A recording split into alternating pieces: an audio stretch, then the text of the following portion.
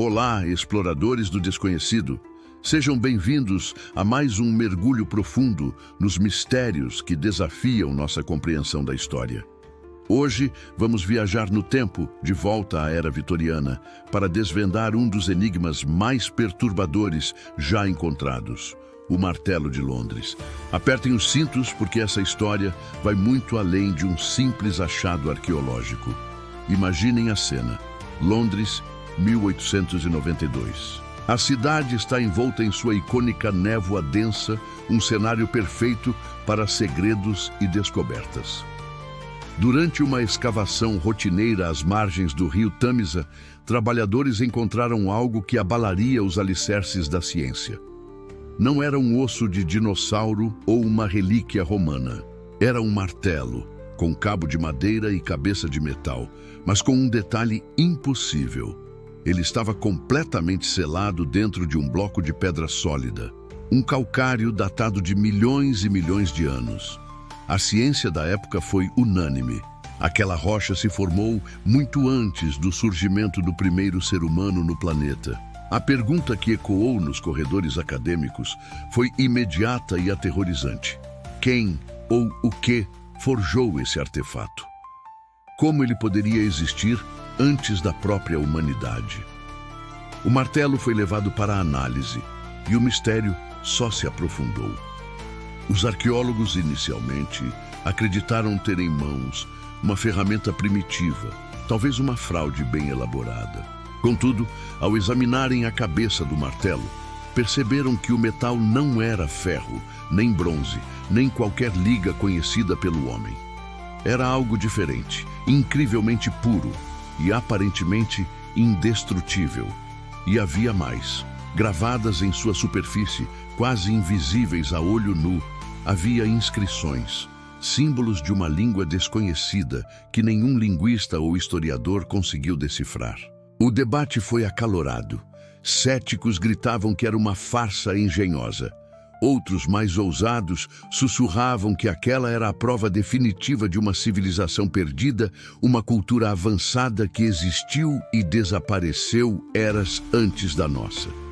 O martelo tornou-se a peça central de uma polêmica que dividia a comunidade científica.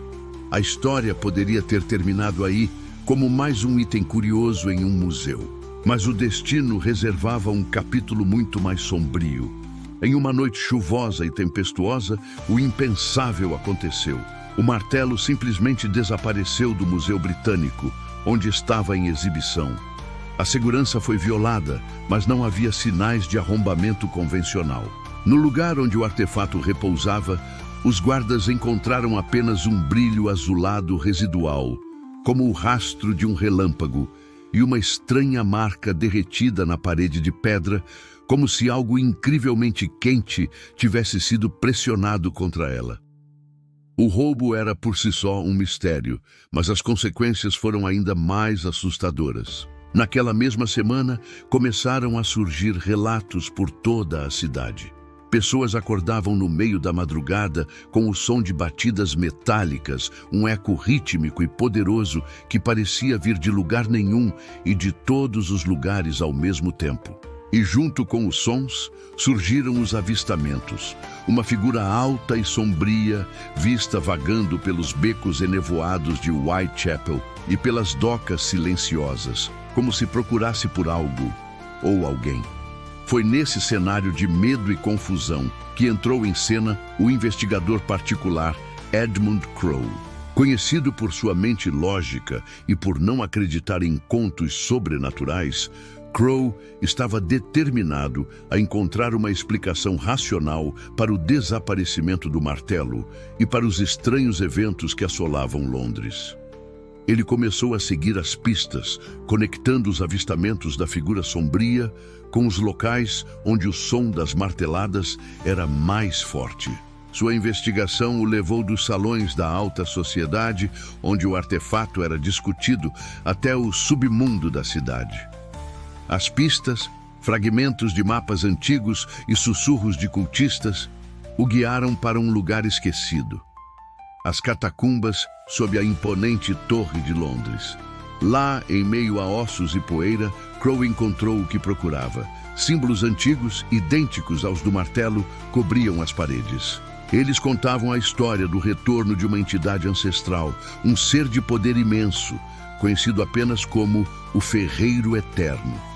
As inscrições diziam que o martelo não era uma ferramenta, mas uma chave, uma âncora que o prendia à nossa realidade.